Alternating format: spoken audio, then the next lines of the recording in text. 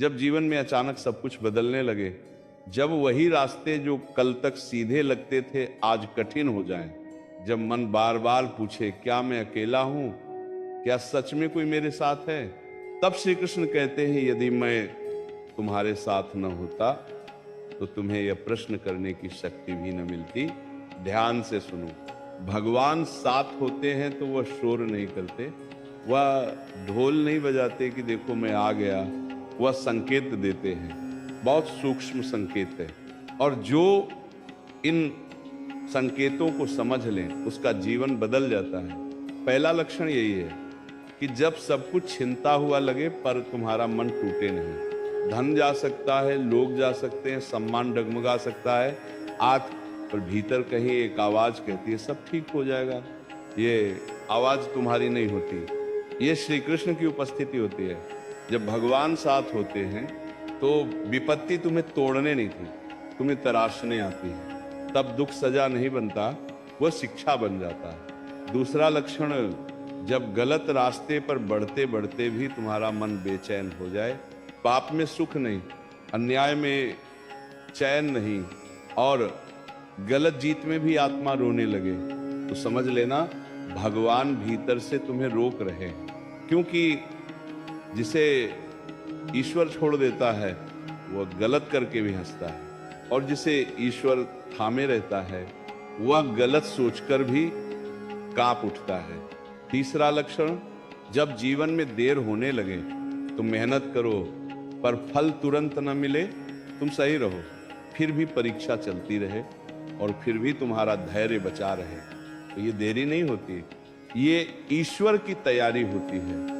श्री कृष्ण कहते हैं मैं जब किसी को ऊंचाई पर ले जाना चाहता हूं तो पहले उसे अकेलेपन की गहराई सिखाता हूं, क्योंकि जो भीड़ में मजबूत दिखता है वह अकेले में टूट जाता है भाई, और जो अकेले में स्थिर हो जाए उसे कोई गिरा नहीं सकता।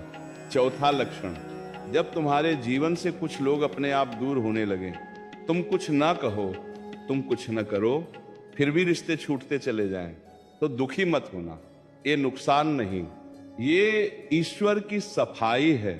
श्री कृष्ण कहते हैं मैं जब किसी का भविष्य संवारता हूं तो उसके वर्तमान से भीड़ हटाता हूं, क्योंकि हर मुस्कुराने वाला अपना नहीं और हर साथ चलने वाला सच्चा नहीं। पांचवा लक्षण, जब तुम्हारे भीतर अकारण शांति उतरने लगे, समस्याएं वही हो पर घबराहट कम हो जाए, नींद आने लगे और मन कहे जो होगा देखा जाएगा, तो समझ लेना भगवान ने तुम्हारे कंधे पर हाथ रख दिया है। ये शांति तर्क से नहीं आती, ये भरोसे से आती है, और ये भरोसा तभी आता है जब श्री कृष्ण तुम्हारे साथ चलते हैं। छठा लक्षण, जब तुम्हें दूसरों को माफ करने की शक्ति मिलने लगे, न्याय की आग बुझ जाए, बदले की इच्छा थक जाए और मन कहे छोड़ो, जो जाना था चला गया, तो ये कमजोरी नहीं है, ये आत्मिक शक्ति है। क्योंकि माफ वही कर पाता है जिसे भीतर से सहारा मिला हो।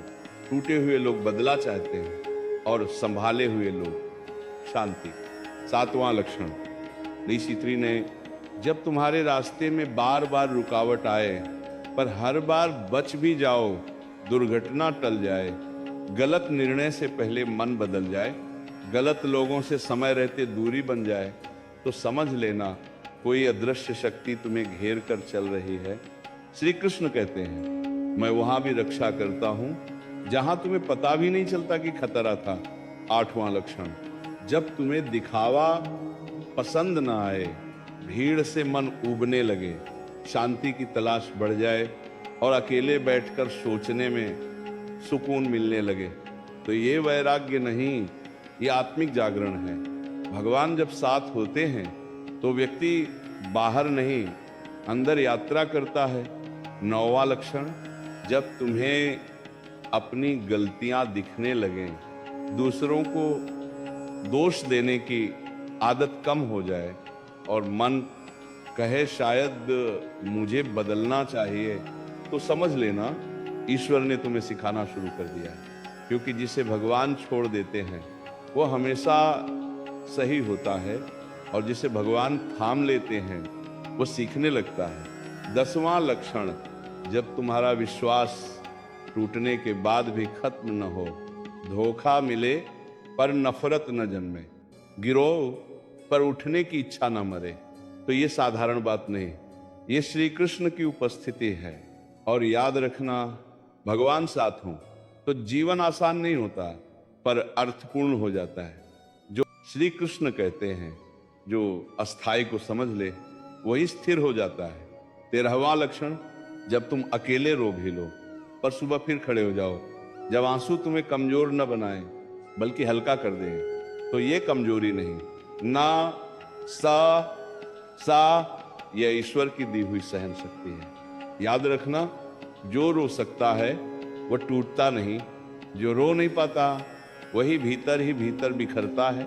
14वां लक्षण, जब तुम्हें दूसरों की सफलता से जलन कम और प्रेरणा ज्यादा मिलने लगे, जब मन कहे उसका समय आया है, मेरा भी आएगा, तो समझ लेना ईश्वर ने तुम्हें तुलना से मुक्त कर दिया है। क्योंकि तुलना वही होती है जहां आत्मविश्वास कमजोर होता है और आत्मविश्वास वहीं आता है जहां भगवान साथ होते हैं। 15वां लक्षण, जब तुम्हें किसी का बुरा चाहने पर भी मन रोक दे, सोच आए पर आत्मा कहे नहीं, ये मेरा रास्ता नहीं, तो ये डर नहीं, ये धर्म की जागृति है। श्री कृष्ण कहते हैं, मैं जब किसी को अपना लेता हूं तो उसका विवेक जगाता हूं। 16वां लक्षण, जब तुम खोकर भी अपने को खोया हुआ महसूस न करो, सब कुछ छिन्न जाए पर आत्मसम्मान बचा रहे, तो समझ लेना तुम्हारी जड़ें अब गहरी हो चुकी हैं, क्योंकि पेड़ वही गिरता है जिसकी जड़ें कमजोर हो। 17वां लक्षण, जब तुम्हें भविष्य की चिंता कम और वर्तमान की समझ ज्यादा होने लगे, जब मन बार बार आज में टिकने लगे, तो ये साधारण सोच नहीं रही, ये आत्मिक स्थिरता है। भगवान साथ हों तो व्यक्ति कल में नहीं अभी में जीता है। 18वां लक्षण, जब तुम्हें हर हार के बाद भी कुछ सीख मिलने लगे, जब हर ठोकर तुम्हें थोड़ा और समझदार बना दे, तो समझ लेना ईश्वर तुम्हें तैयार कर रहे हैं, सजा नहीं दे रहे। श्री कृष्ण कहते हैं, मैं हार देता हूं ताकि तुम जीत का भार उठा सको। 19वां लक्षण, जब तुम्हें अपनी कीमत दूसरों की राय से तय करना बंद करना पड़े, जब मन कहे जो समझे समझे, जो न समझे जाने दे, तो ये घमंड नहीं, ये आत्म स्वीकृति है। 20वां लक्षण, जब तुम्हें अपने कर्मों पर भरोसा होने लगे, भाग्य को दोष देना कम हो जाए और प्रयास करना स्वभाव बन जाए, तो समझ लेना भगवान तुम्हें कर्मयोग सिखा रहे हैं। और अब ध्यान से सुनो, ये सबसे गहरा लक्षण है। जब तुम्हें ये विश्वास हो जाए कि जो मेरे साथ हो रहा है वो मुझे कहीं पहुंचा रहा है, चाहे रास्ता अभी समझ ना आए पर भरोसा बना रहे, तो समझ लेना श्री कृष्ण तुम्हारे जीवन के हर मोड़ पर मौजूद हैं। क्योंकि जहां विश्वास होता है वहीं भगवान होते हैं। जब भगवान आपके साथ होते हैं तो वो आपको भीड़ से अलग करते हैं, क्योंकि भीड़ में चलना आसान है पर मार्ग दिखाना अकेलों का काम होता है। 21वां लक्षण, जब तुम्हें अचानक कम बोलने की आदत पड़ने लगे, जहां पहले हर बात समझानी जरूरी लगती थी, अब वहां चुप रहना सुकून देने लगे, तो समझ लेना अब तुम्हारी ऊर्जा शब्दों में नहीं, स्थिति की समझ में बदल रही है। श्री कृष्ण कहते हैं, जो बहुत बोलता है वह खुद को साबित करता है, और जिसे मैंने थाम लिया उसे साबित करने की जरूरत नहीं रहती।